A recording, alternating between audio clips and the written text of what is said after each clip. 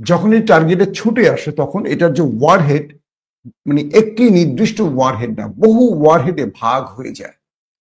ধরেন 200, 300, 400, 500 কম বেশি থাকে। তো একটি ক্লাস্টার বোমা যখন 8,000 মাইল উপরে ওঠে, সেখান থেকে 70 টার্গেটে আবার নিচে নেমে আসে। তখন 70 টার্গেটে এসে এই ওয়ারহেড গুলো অজস্র ওয়ারহেডে ভাগ হয়, বিচ্ছিন্নভাবে বিভিন্ন জায়গায় কয়েক কিলোমিটার জুড়ে এটা ধ্বংসলীলা চালায়। তো ইয়েমেন এবার সেই ক্লাস্টার বোমা দখলদার দেশে বিস্ফোরণ ঘটিয়েছে। এটার আরেকটি সাইড এফেক্ট আছে। যখন এটি অ্যাটাক করা হয়, সবগুলো ওয়ারহেড বিস্ফোরণ হয় না, কিছু কিছু ওয়ারহেড ভূমিতে পড়ে থাকে, বিচ্ছিন্নভাবে পড়ে থাকে। ভবিষ্যতে এগুলো মাইনের মতো, মাটিতে মাইন পুঁতে রাখে না, মাইনের মতো বিস্ফোরিত হয়। অর্থাৎ যে দেশে ক্লাস্টার বোমাগুলো বিস্ফোরণ ঘটানো হয়, হিট করা হয়, সেই দেশ একটা লং টাইম প্রসেসে বিপজ্জনক আক্রমণের মুখে পড়ে। তো এবার ইয়েমেনের এই টার্গেটের পর দখলদারদের ঘুম হারাম হয়ে গেছে। তারা টেনশনে পড়ে গেছে যে এটি ইয়েমেনের হাতে আসলো কি করে। তবে দখলদারদের গণমাধ্যমগুলো বলছে যে এটি ইরান তাদেরকে দিয়েছে।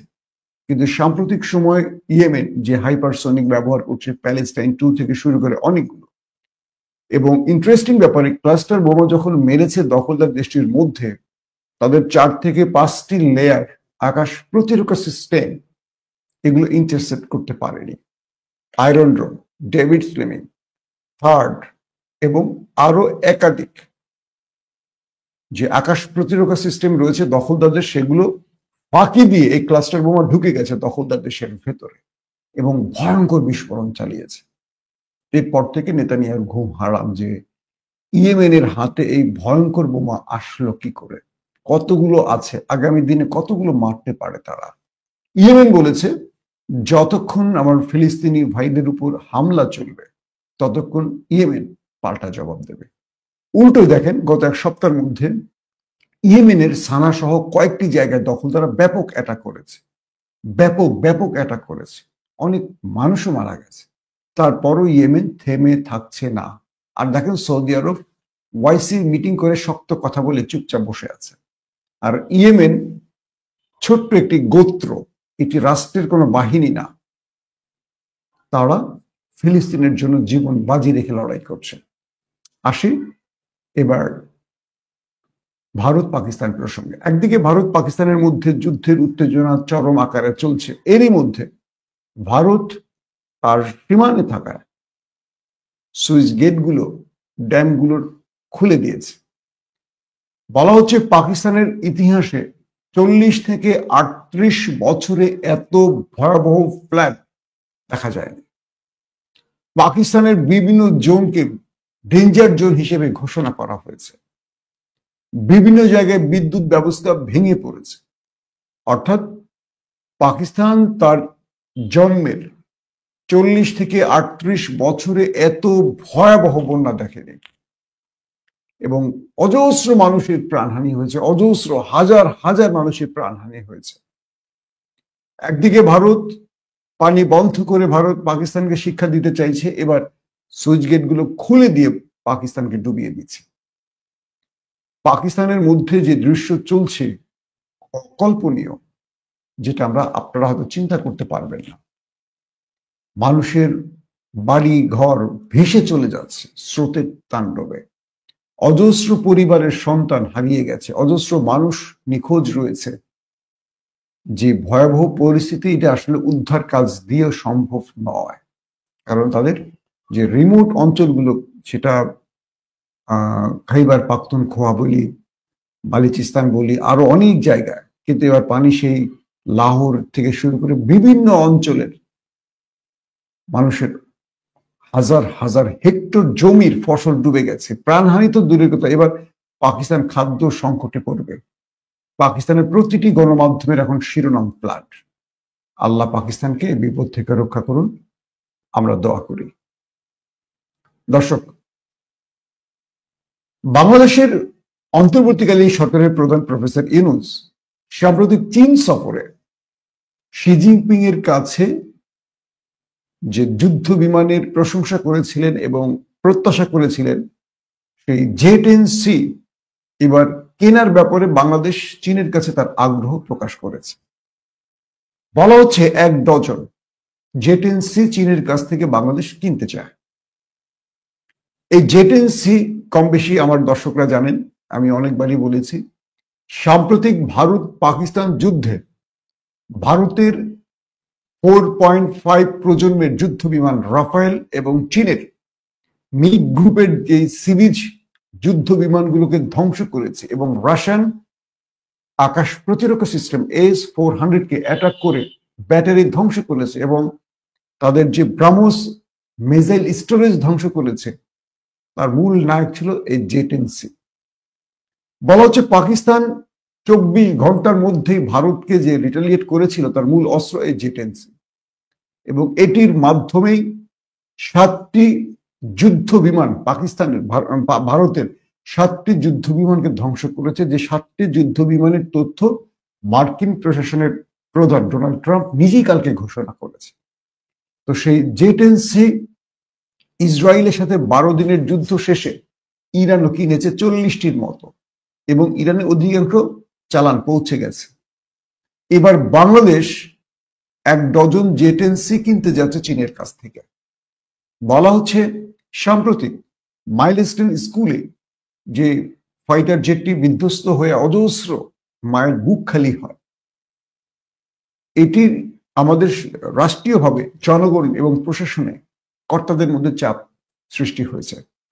বহু বিমান পাইলটরা ধ্বজভঙ্গ পাইলট মানে বিমানকে নিয়ে আকাশে উঠতে চাইছে না জীবনের হুমকির কারণে। এবং দেখলাম এই মিগ সিরিজের বেশ কিছু যুদ্ধ বিমান ভারতেও বাতিল ঘোষণা করেছে এবং গতকালকে সেই তথ্যটি পেলাম যে তারা আর এই বিমান নিয়ে আকাশে উঠবেন, এগুলো পরিত্যক্ত ঘোষণা করে দিয়েছে ভারতের বিমান বাহিনী। তো এবার বাংলাদেশ J-10C তারা 1 ডজন কেনার ব্যাপারে চীনের সাথে যে চুক্তিগুলো করতে যাচ্ছে, আশা করা যাচ্ছে এই চুক্তির মাধ্যমে এগুলো বাংলাদেশে দ্রুত পৌঁছে যাবে। কিন্তু প্রশ্নটা হলো ভারতকে দেবে কিনা কিনতে, কারণ 54 বছর ধরে বাংলাদেশের কাছে মাত্র 2টো সিরিজের যুদ্ধ বিমান আছে যেগুলো 90 দশকের আগে। আধুনিক যুদ্ধে মায়ানমারের সাথে বাংলাদেশ এই যুদ্ধ বিমান নিয়ে পারবে না, আমি দায়িত্ব নিয়ে বলছি, কারণ আমি অনেক পাইলটদের সাথে কথা বলেছি যারা বলেছে পুরনো আমলের 2টো সিরিজ আছে। 2টো সিরিজ বলতে মানে 2টো গ্রুপের যুদ্ধ বিমান আছে যেগুলো 90 প্রজন্মের আগে। এগুলো আধুনিক যুদ্ধ বিমান নয়, এগুলো 1-2 প্রজন্মের। আর এখন পৃথিবী 6 প্রজন্মের যুদ্ধ বিমান চালায়। তো প্রশ্ন হলো ডক্টর ইউনূসকে এই মুহূর্তে ক্ষমতা থেকে সরিয়ে একটি যেন সরকার চাইছে বাংলাদেশে কে? ভারত, যে জন্য বাংলাদেশের নির্বাচনের চাপ বাড়ছে এবং তারা ইউনূস মানে ভারতের কাছে মুচলিকা দিয়েই আসছে যে আমরা যদি আসি তোমরা যেভাবে বলো সেভাবে দেশ চালাম। জনগণকে বোঝাবো একটা, কিন্তু কাজ করবো আমরা, আমাদের কাজটা হবে তোমাদের ইচ্ছা অনুযায়ী। কারণ 54 বছর ধরে এই দেশে বহু সরকার এসছে, কেউ কোনো আধুনিক যুদ্ধ বিমান কেনেনি, কোনো যুদ্ধ জাহাজ কেনেনি। আমরা তো জানি ওপারকে অখুশি করে কেউ, এরা আসলে দেশ নিয়ে ভাবে না, এরা প্রত্যেকে চায় রাষ্ট্রীয় ক্ষমতা। কেন রাষ্ট্রীয় ক্ষমতা চায়? কারণ এরা চুরি করবে, বুঝেন নাই? এরা চুরি করবে। ধরেন নির্বাচন কেন প্রয়োজন? নির্বাচন এই কারণে প্রয়োজন, এখন যারা লুটপাট করছে লাইসেন্স বিহীন, নির্বাচন হলে লাইসেন্স সহ তারা চুরি করবে। এই তো পার্থক্য। এই দেশে যারা ক্ষমতায় বসে কোন দল চুরি করেনি বলেন তো? অজস্র টাকার মালিক হয়েছে ক্ষমতায় বসে। ক্ষমতায় বসে এরা লাইসেন্স পেয়ে যাবে, এখন তারা লাইসেন্স পাচ্ছে না, এই লাইসেন্সটার জন্য নির্বাচন দরকার। প্রশ্ন হলো ইউনূস সরকার যে চুক্তিটি করবে সেই চুক্তি সবে আমরা কি J-10C পাবো? বা এই মুহূর্তে ভারত বাংলাদেশের সাথে আবার সুসম্পর্ক গড়তে চাইছে যে কোনো ভাবে, যেহেতু পাকিস্তান ঘন ঘন আসা যাওয়া করছে বাংলাদেশের সাথে, আবার দুই দেশের সামরিক পর্যায়ে আসা যাওয়া চলছে, বৈঠক চলছে।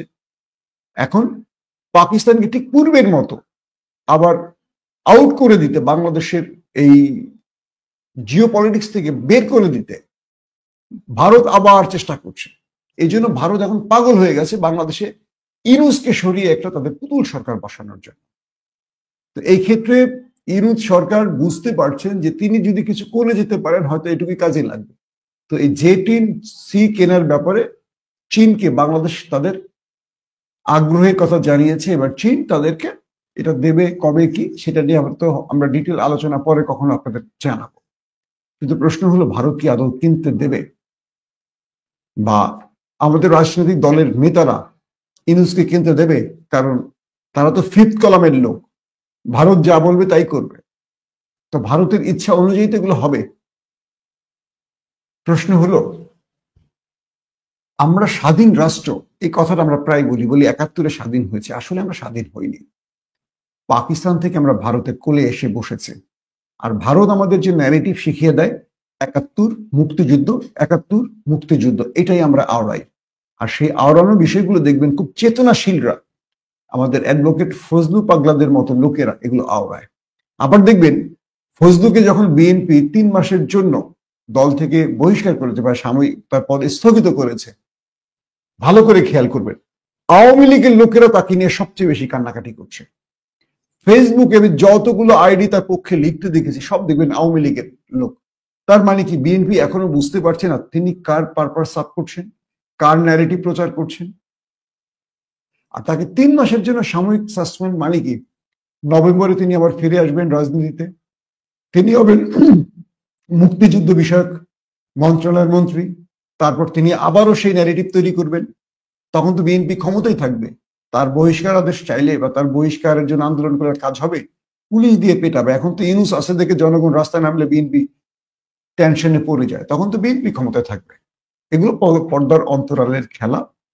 ৩ মাস তাকে একটা ম্যানেজ করা হয়েছে, তাকে একটা ম্যানেজ করে আন্ডারস্ট্যান্ডিং এর মাধ্যমে ম্যানেজ করে ৩ মাস পরে নভেম্বর শেষ হয়ে যাবে, তিনি আবার শপথে আসবেন, তিনি নির্বাচন করবেন, দল থেকে বহিষ্কার হচ্ছেন না। এগুলো রাজনৈতিক খেলা। তো বিষয়টা হলো যে দেশের জনগণ দেশপ্রেমিক হয় সেই দেশের সরকার যে দেশপ্রেমিক হতে বাধ্য হয়, কথাটা মনে রাখবেন। আর যে দেশের জনগণ চোর বাটপারদের ক্ষমতায় বসাবে, হাসিনার মতো চোর বাটপার ১৬ বছর কি করে ক্ষমতায় ছিল? এই দেশের জনগণের কারণেই তো এখন পর্যন্ত আওয়ামী লীগের লোকের, আওয়ামী লীগের বুদ্ধিজীবী সাংবাদিক, হ্যাঁ, মঞ্জুরুল আলম পান্না, এরকম বহু লোকেরা ফেসবুকে লেখে, ব্লগ করে, ভিডিও বানায়, শেখ মুজিবের জন্য কান্নাকাটি করে, শেখ হাসিনার জন্য কান্নাকাটি করে। তারা কি দেশপ্রেমিক বা তারা কি এই দেশের সন্তান? প্রশ্ন করতে পারেন। দুঃখজনক হলেও সত্য হলো এরা প্রত্যেকে রাজনীতি করেন পকেটের জন্য। রাজনীতির সাইনবোর্ড মানে হলো আপনি বিনা ইনকামে, বিনা ইনভেস্টে ইনকাম করবেন, চাকরি করেন। রাজনীতিবিদদের কোনো চাকরি নাই, তারা রাজনীতি করেন মানে অজস্র টাকার মালিক হয়ে যান। জিজ্ঞাসা করেন রাজনীতিবিদদের যে ভাই আপনি তো রাজনীতি করেন, এত টাকার মালিক হন কিভাবে? বাংলাদেশে শুধু ইসলামী রাজনৈতিক দল আছে যারা দল করেন পকেটে টাকা খরচ করে, আর বাকি যে দলগুলো আছে তারা রাজনীতি করেন নিজের পকেটে টাকা আনার জন্য। তো আমরা জনগণ যদি দেশপ্রেমিক না হই, আমাদের নেতারা দেশপ্রেমিক হবে কি করে? আমরাই তো চোর বাটপারদের ক্ষমতায় বসাই। সো দোষটা আমাদের।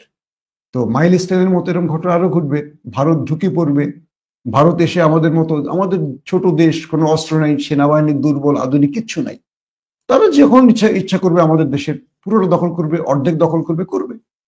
আর রাজনীতিবিদরা তারা শুধু ক্ষমতার চেয়ারে বসে থাকবে, কারণ পরিবার এবং তার দলবল নিয়ে লুট করবে। ৫৪ বছর ধরে আমরা কোনো দেশপ্রেমিক জিয়াউর রহমান এবং খালেদা জিয়া ছাড়া কোনো দেশপ্রেমিক শাসক পাইনি। অতএব আমাদের ভাগ্য কোথায় নিয়ে যাচ্ছে আমরা জানি না। তবে জেটেন সিট যে কথাটি বললাম, যদি ইউনূস সরকার কিনতে পারে এটি আমাদের জন্য একটা বৃহৎ অ্যাচিভমেন্ট হবে। কিন্তু ভারত তাকে এত সহজে কিনতে দেবে? বা ভারতের অনুষঙ্গ বা ভারতের প্রেসক্রিপশন নিয়ে যেসব দালালরা এদেশের রাজনীতি করে তারা কি এই সুযোগটি দেবে ইউনূস সরকারকে? আপনারাই কমেন্ট করে জানাবেন। আল্লাহ হাফেজ।